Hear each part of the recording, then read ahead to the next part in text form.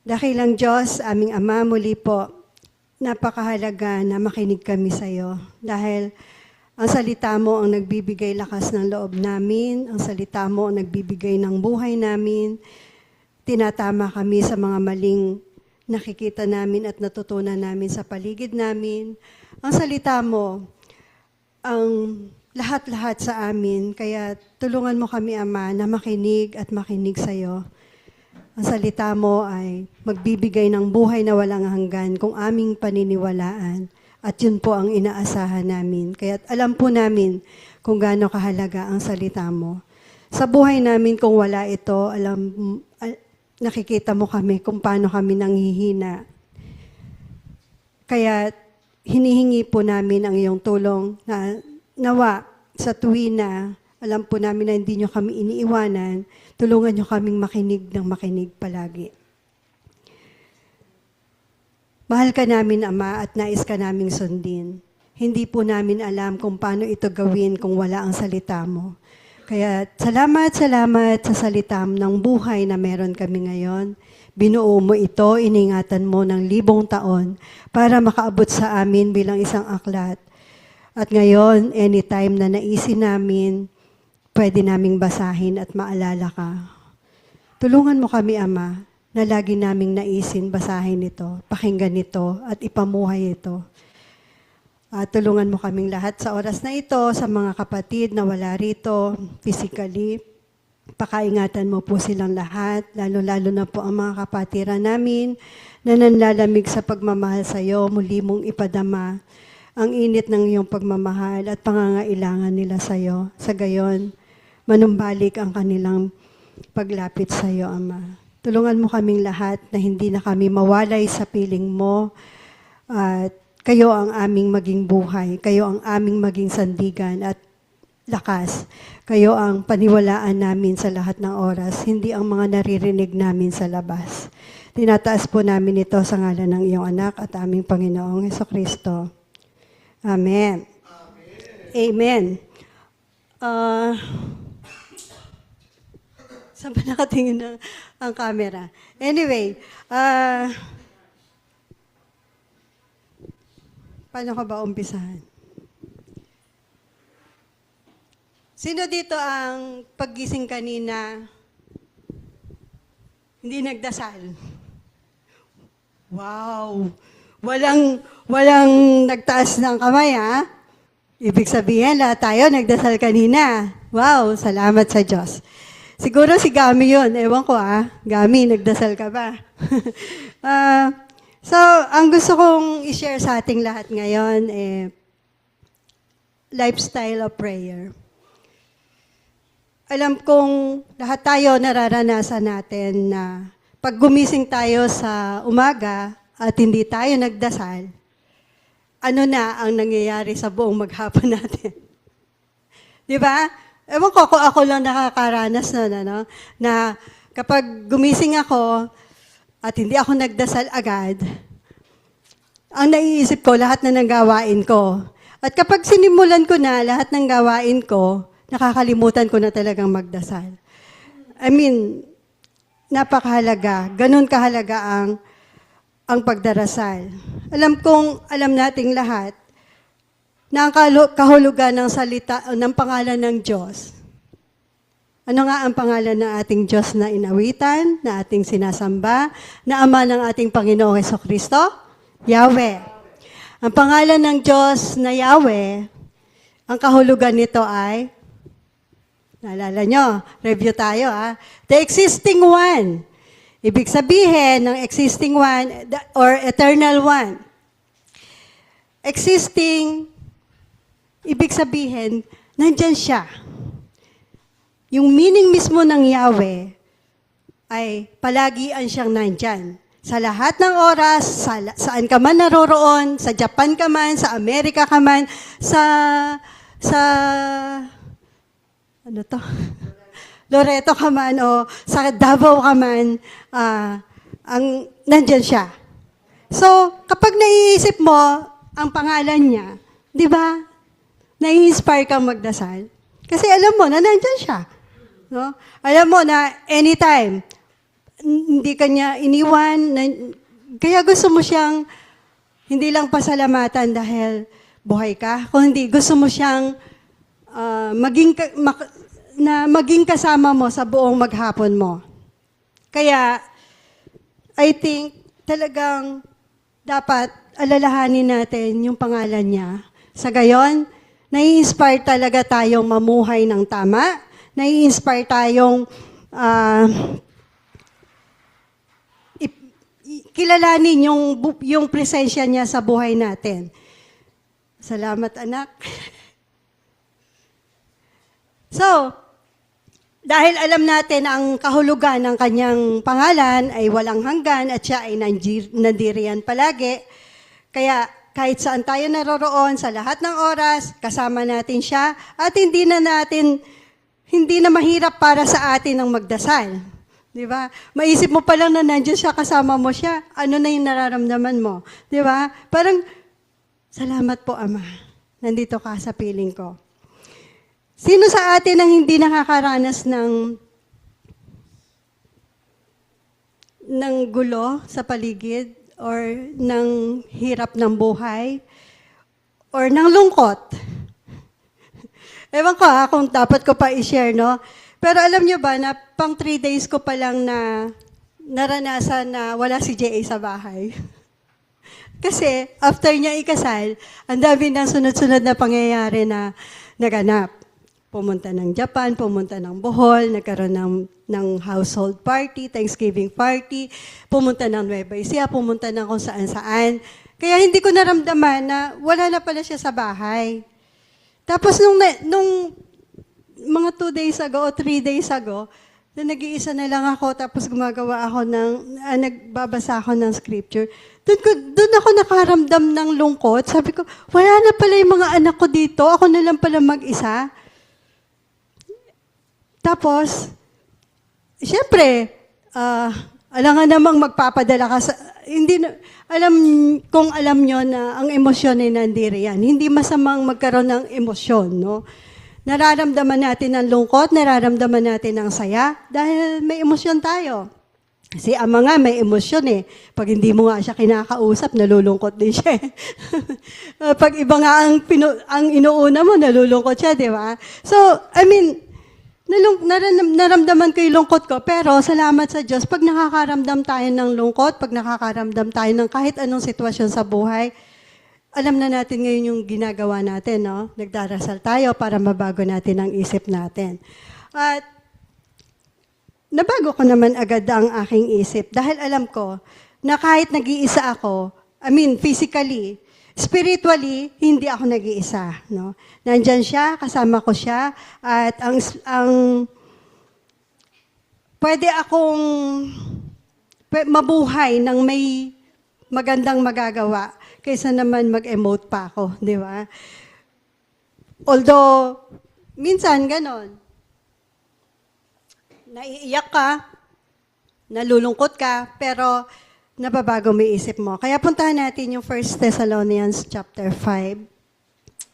So, dahil alam mo na ang pangalan ng iyong Diyos na nag-iisa ay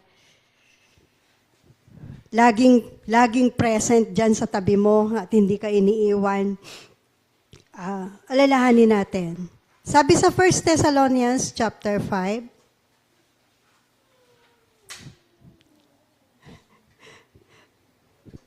sabi sa verse 16, sorry hindi ako nakagawa ng slides, pero alam kong familiar verse to sa ating lahat. Marami sa atin ang may kabisado ang verse 17. Ano nga yun? Pray without ceasing. Kabisado natin yan. Kapag yan yung naalala natin, di ba? Yung verse na yan, pag pumasok sa isip natin yan, talagang nakakapagdasal tayo agad. Sabi rito, magalak kayong palagi. Ito agad yung naisip ko nung nalulungkot ako. Magalak kayong palagi. At sa verse 17, palagian kayong manalangin. Verse 18, at magpasalamat kayo sa Diyos sa lahat ng pagkakataon. O, di ba? Nakasulat dyan. Nababasa nyo, hindi lang ako yung may Bible. Ang sabi riyan, Magpasalamat kayo sa Diyos sa lahat ng pagkakataon. Alam niyo, nung nabasa ko to, habang ako'y nag-e-emote, dahil na-renew ko na yung mind ko, nabasa ko to, naisip ko na, ano nga ba mga pagkakataon sa buhay nating lahat? Ewan ko kung ako lang nakakaranas ng lungkot. No? May mga pagkakataon sa buhay natin na malungkot tayo. May mga pagkakataon din naman sa buhay natin na masaya tayo. Naisip ko lang, no, na kapag masaya tayo, minsan mas madalas tayo makaalimot. Mas madalas na dahil sa sobrang saya mo sa ginagawa mo,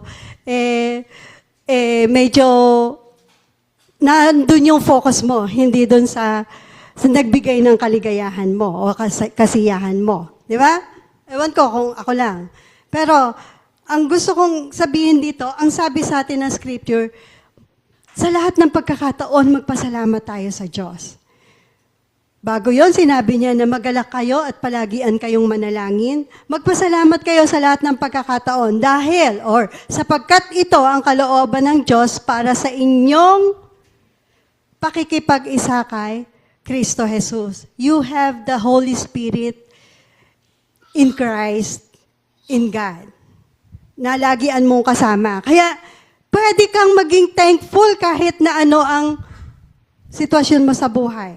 Kahit na nalulungkot ka, kahit masaya ka, kahit pagod ka o malakas ka, kahit may kinakain ka o wala kang kinakain, pwede kang maging thankful. No? At yun yung gustong sabihin sa atin ng scripture. Kaya alam nyo na ang pagkilala sa presensya ng Diyos sa buhay natin, ang pakikipag-usap sa Kanya sa pamamagitan ng pagdarasal, ang pagpapasalamat sa Kanya, at ang pagpupuri sa Kanya, paghingi ng tulong, pagsama o pakikibahagi sa dream niya, sa pamamagitan ng panalangin, napakalaking parte ng buhay natin at isang bagay na pwede nating magawa palagi. Anytime, kahit nasaan ka, kahit ano ang sitwasyon mo, pwede mong gawin lahat yan. No? Magpasalamat, magpapuri, makipag-usap, at humingi. Sa kasamaang palad, maraming tao yung humihingi lang ng humihingi sa Diyos. Kaya nawa, sa atin na ngayon na nakaranas ng kabutihan ng Diyos at patuloy nakakaranas ng kabutihan ng Diyos, patuloy na nakadarama ng presensya ng Diyos sa buhay natin, nawa, huwag na tayo hingi na lang ng hingi. Kasama naman yun, hindi ko sinasabing masamang humingi. Humingi pa rin naman ako sa Diyos. Pero napakahalaga na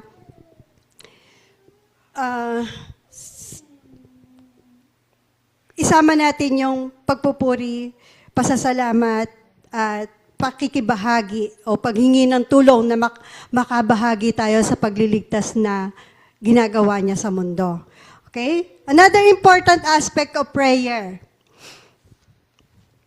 na gusto ko, sana ngayong araw na to, kung meron man kayong makukuha sa isi-share ko, yung mag-spend ka ng time na ikaw lang at ang Diyos.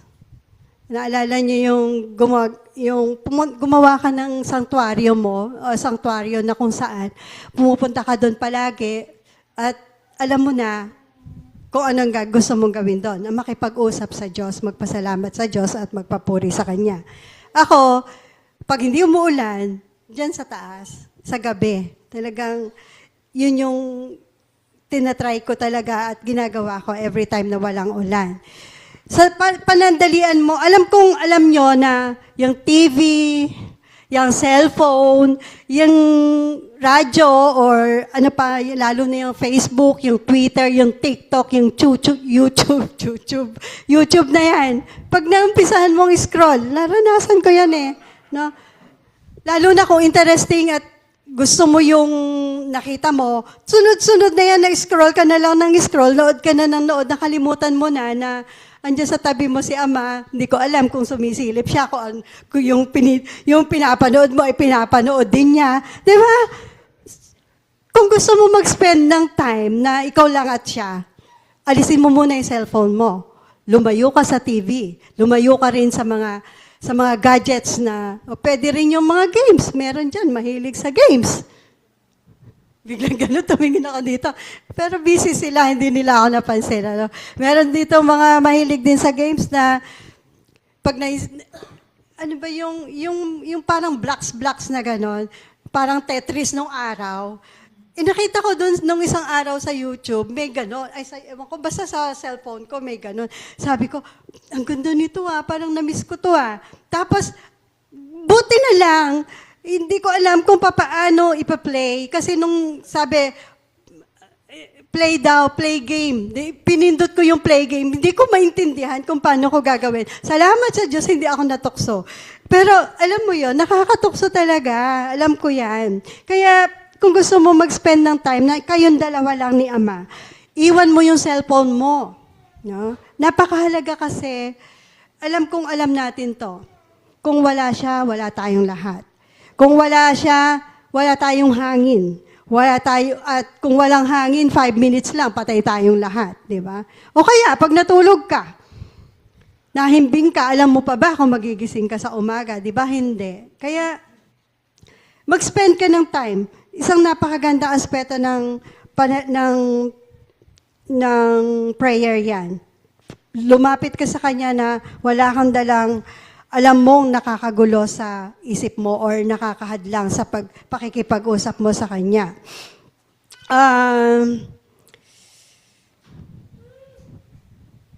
Ano pa ba yung gusto kong i-share? Sabi sa Psalms chapter 46, verse 10, another familiar verse para sa atin. Ano nga yun sa English? Be still and know that I am God. Alam kong alam nyo yan at memory verse nyo yan. Yung context nito, alam natin na ang Israel, ang kalagayan nila nung panahon na yan, ay talagang magulo. At hindi nalalayo sa kalagayan natin ngayon. Minsan, yung ganda ng boses ni Gami na yan, nakakagulo sa akin yan, ha? At napupunta sa kanya yung focus ko. Pero, sabi ng God, sa Tagalog, manahimik kayo at kilalanin mo na ako ang Diyos. Nandiyan ako sa tabi mo. No.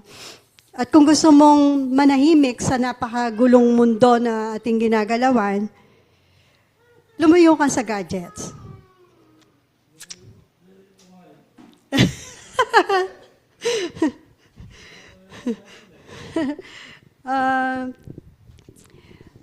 Meron akong gustong basahin dito Kaso lang, nagugulo ako dito. Meron ako dito sa notes ko na ang nakatagong lihim ng Diyos ay ang pagtatapos at pagkabuhay na magmuli ng kanyang anak. Ang kaligtasan ay makukuha sa lahat ng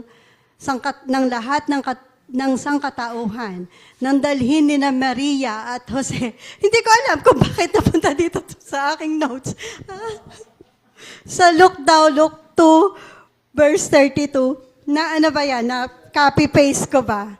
Anyway, so balik tayo dun sa lifestyle of prayer. So, mag-spend ka ng time na wala kang dalang gadget, lumayo ka sa karamihan, na ikaw lang. Alam kong alam nyo na si Jesus Christ ganyan. Kung bakit in 3 years, or approximately 3 years na ministry ng ating Panginoon, nagawa niya lahat ng dapat niyang gawin? Di ba? Kaya, kapatid, meron pa tayong oras. No?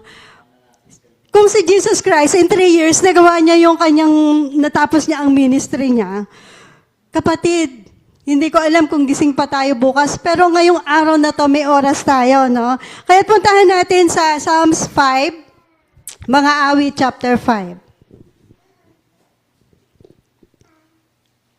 Sabi rito, nandiyan na po kayo?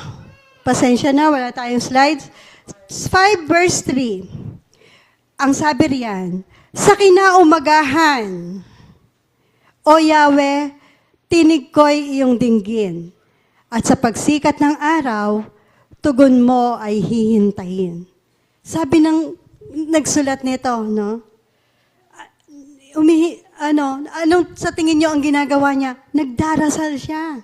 Or kung hindi man, umaawit siya kasi nasa awit to di ba? Sa awit niya, ang sabi niya, sa kinaumagahan. Di ba? Nagdarasal na siya, O Yahweh, tinig ko iyong dinggin at sa pagsikat ng araw, tugon mo ay hihintayin. Sana ganyan din ang declaration natin. No? Chapter 55, verse, same book, Psalms 55, 5:5. Sabi riyan,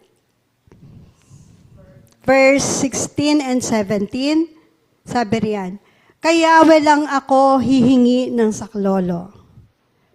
Aking natitiyak, ililigtas ako. Ganyan tayo katiwala, di ba? Ganyan nagtitiwala ang psalmist.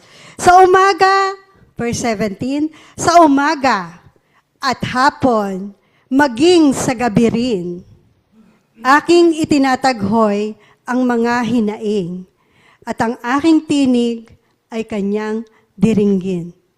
Ganyan katindi ang declaration niya. No?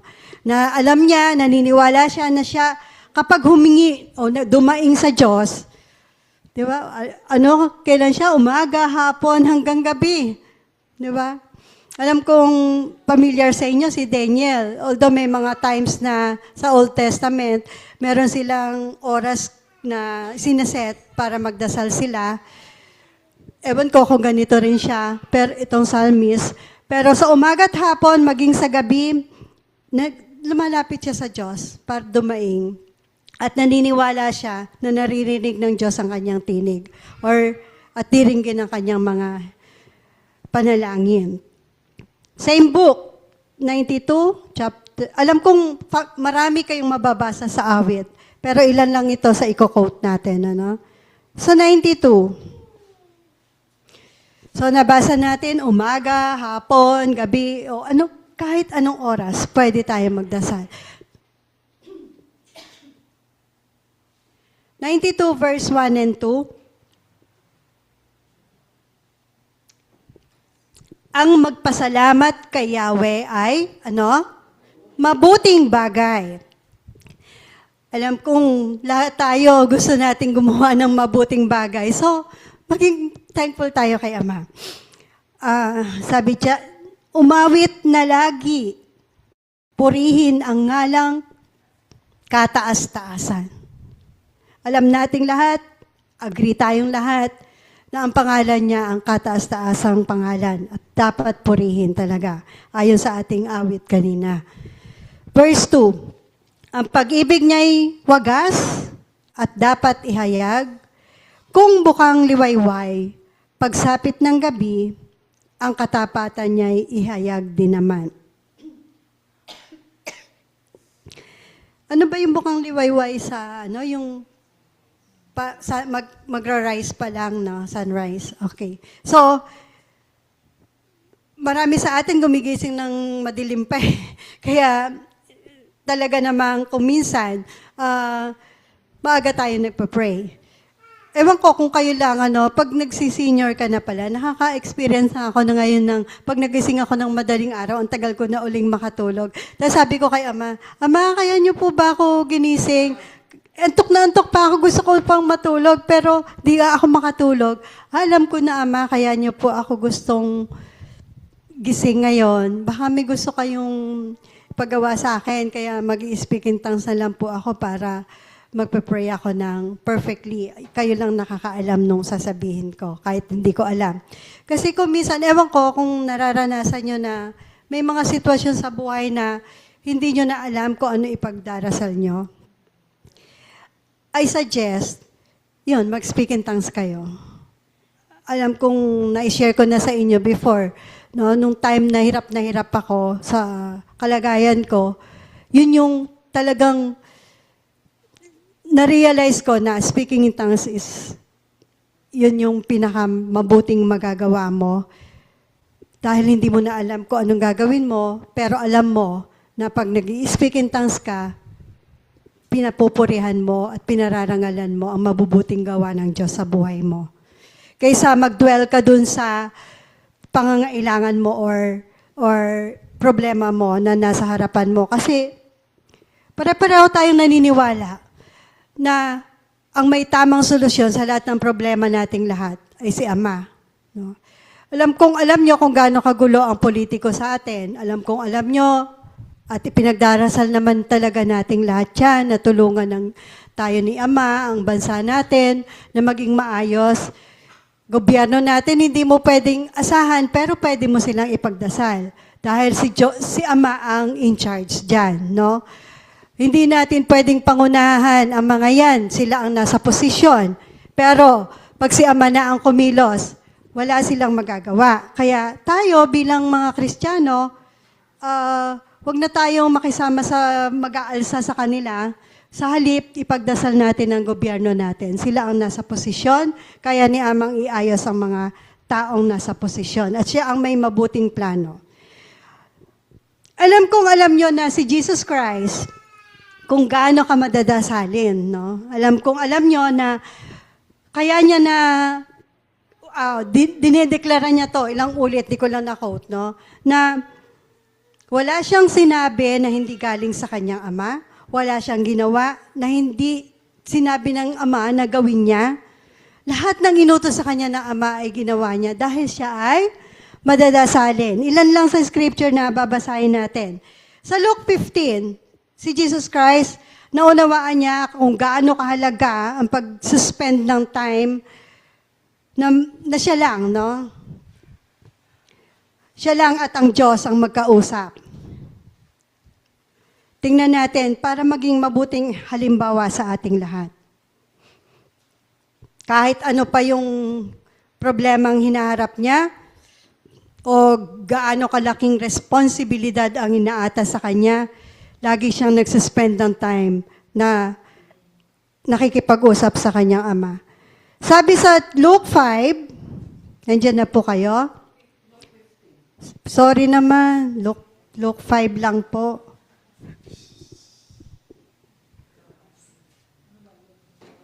Nasobrahan ng isa. Nalagyan ng isa, 10 pala. Nalagyan ng 1 yung 5 ko. 5 lang pala. 5 verse 16.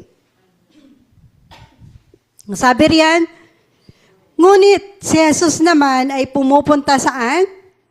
Sa mga ilang na lugar upang manalangin. Ang Panginoong Hesukristo na kung saan alam natin na perfect. Kung saan alam natin kung gaano ka-powerful dahil sa power ng Ama na meron siya. Alam nating perfect siya. Napupunta sa ilang na lugar para manalangin. Mag-isa siya. Sa 6, same book, Luke 6.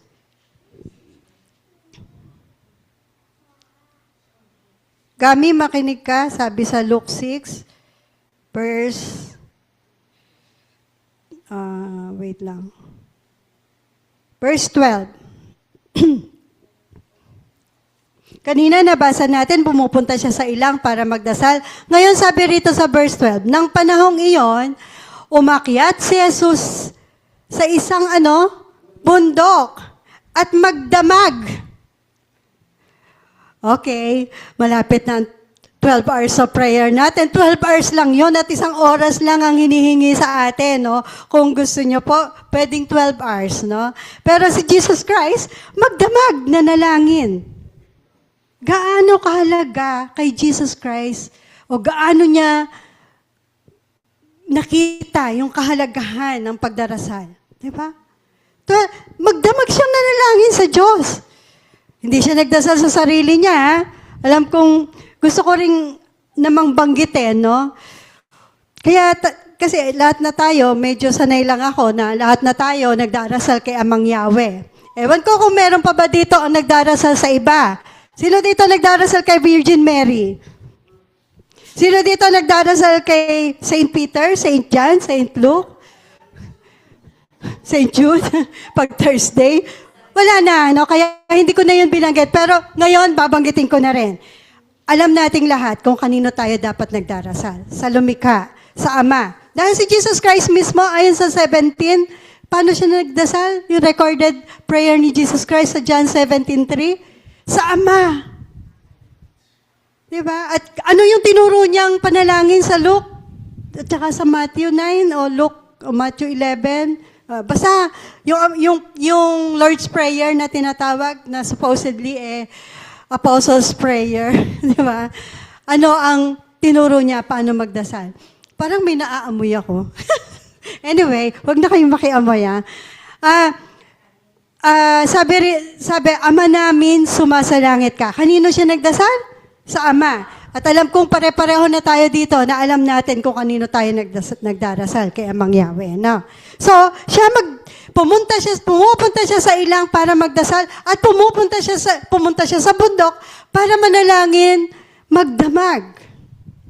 Diba? Gaano kahalaga ang pagdarasal para sa isang perfect na tao? Siya perfect. Hindi ako perfect. Gaano kahalaga dapat sa akin ang pagdarasal, di ba? Another record sa 9, Luke 9. Ito na yata yung dito yata yung Lord's Prayer. O hindi. Hindi pala. Sa Luke 9, verse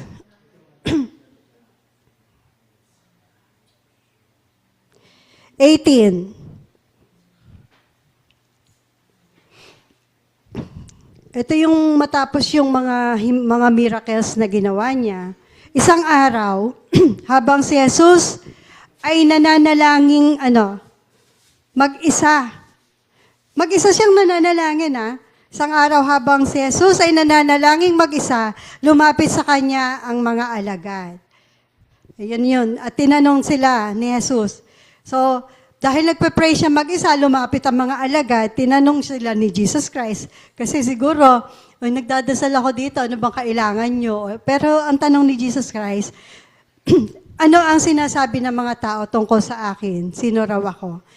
Pero ang gusto ko i-point dito, makita natin, nananalangin siyang mag-isa.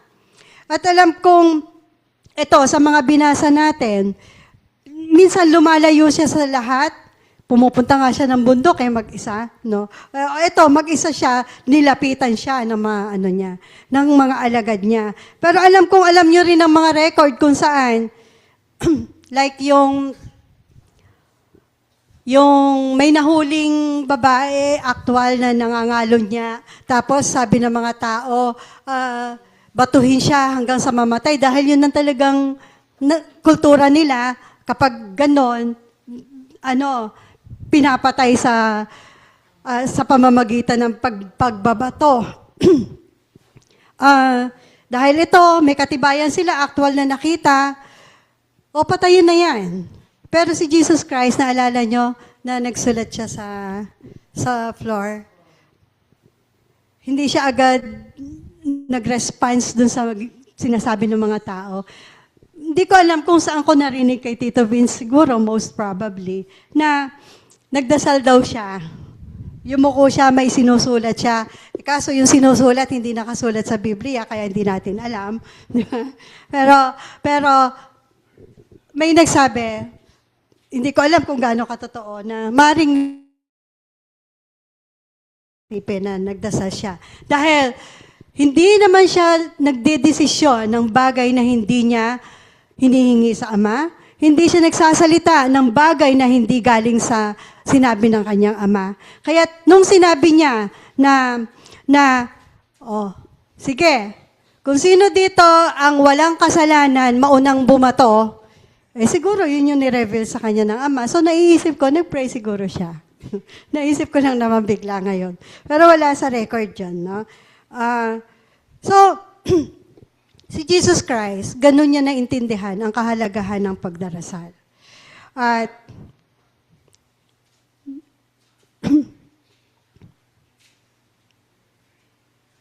biglang nawala yung na-close ko yung aking notes. Kaya sorry for sandali lang po.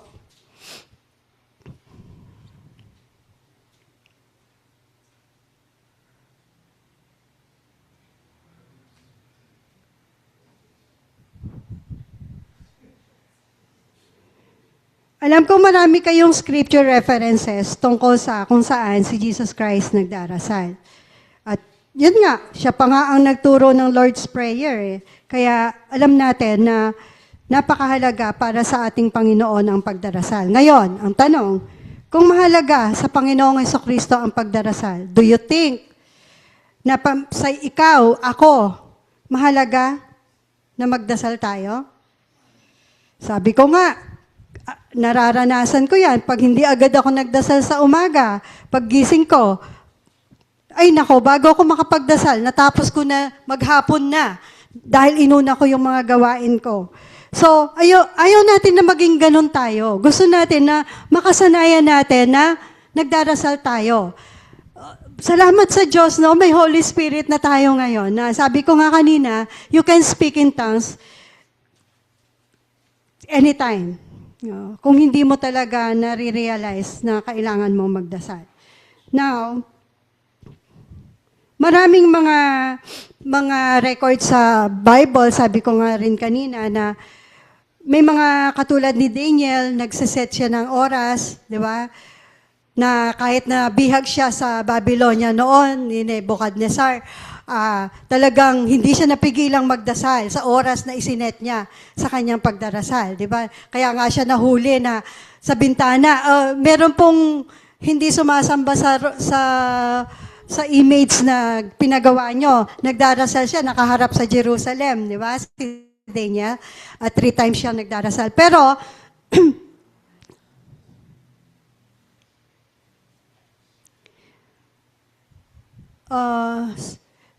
sa atin ngayon, anytime, saan ka man naroroon, pwede, at ikaw rin, pwede kang gumawa ng oras na pwede mong kausapin ng Diyos na ikaw lang. Kayong dalawa lang yung magkausap. At tayo, nasa sa atin kung ano, yung bagay or lugar na nagpapaalala sa atin na magdasal tayo. Dahil, anong sinabi kanina sa 1 Thessalonians 5:17?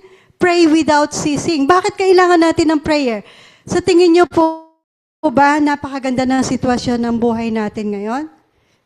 Kapatid, kahit meron ka, kahit buo ang pamilya mo, kahit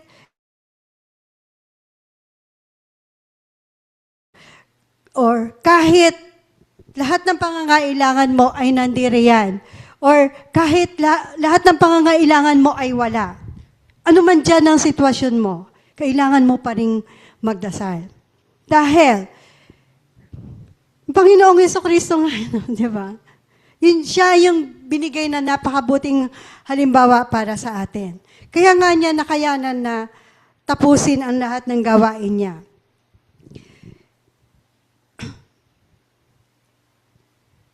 So, sa buong araw, sa lahat ng oras na naaalala mo, may problema ka man o wala, masaya ka man o malungkot ka man, nag-iisa ka man o nasa gitna ka man ng kasiyahan. Naalala ko tuloy, may kwento ko na lang, sa surprise namin sa Japan, sa aking kapatid, kilala niyo naman si Jimmy, di ba? Sila yung nag-provide kasi ng ticket namin para doon. So, i-surprise siya. So, pagdating namin doon, talagang grabe yung iyak niya. Tapos, pa-start na yung show niya. Nung nakita niya kami ni Sally, sabi niya, hala, bakit nandito kayo? Talagang sobrang naiyak siya. Tapos, pa-start na yung show niya. Doon ko lang, first time ko nakita si Jimmy na nagsishow. Naalala ko rin naman nung kabataan ko, nagsishow rin naman ako. Grabe, pag pala nandun siya sa stage, tapos, di ba 48 years old na siya? Ang gwapo niya talaga. Nung nagsishow siya, tapos siya yung pinakamagaling magsayaw talaga. Group to, tapos ang ganda-ganda niya talaga. Ang graceful niya magsayaw, 48 years old na siya. Tapos ang tingin ko sa kanya, ang gwapo-gwapo. Siyempre, nandun ka sa kalagitnaan ng ganung alam niyo ba, sabi ko, naalala ko uli si Ama, sabi ko, Ama, yung binigay mong talent sa kanya, sana magamit niya para sa'yo, hindi para lang kumita ng pera. Alam mo yan, nagdasal ako. Nakukuha na yung emosyon ko, no? nakikita ko kung gaano kasaya yung mga nanonood sa kanya, tas ang dami niyang mga customer na talagang binibigyan siya ng tip dahil ang galing niya talagang magsayaw. Kahit yung mga kagrupo niya, mga bagong talent, mga bata. Pero nagsishine talaga siya dun sa stage na ano lang ako, naisip ko lang agad magdasal. Sabi ko, Ama, tulungan mo ang kapatid ko. Ang kapatid ko ay kumikilala kay Amang Yahweh at nagdarasal siya kay Amang Yahweh. Pero hindi ko pa siya nakakasama. Hindi ko alam kung nagwi-witness siya. No? Pero alam nyo kung gaano tempting yung trabaho niya para kunin yung lahat ng oras niya. Hindi ko na alam kung gaano siya kadalas magdasal. Pero syempre, sa fellowship namin, nagdarasal siya. Pero pinagdasal ko talaga siya sandali. Naisip ko lang na sa kalagitnaan ng mga kasiyahan, pwede ka ring magdasal. No? Pwede ka magdasal anytime. No? Ikaw yung magdedesisyon. Salamat sa Diyos na tayong lahat. Sino dito yung hindi na alam kontrolin ang isip? Diba? Kahit si Carl nga, nakokontrol niya yung isip niya. Diba, Kuya Carl? Pag nagagalit si Kuya Carl, magpe-pray si Kuya Carl para hindi na siya magalit, diba? Oo. Kaya, yun yung lagi nating binibilin sa kanya na pag nararamdaman na siya na naiinis na siya, mag-pray agad siya. Or, pag sobrang saya mo naman, mag-pray ka na rin dahil alam mo na makakalimot ka. So, papokus ka dun sa show ng kapatid mo dahil sa ganda ng show niya. No? Pero, anyway, sa araw na to, yun lang naman yung gusto kong ibilin sa ating lahat. Kailangan natin ng makasanayan o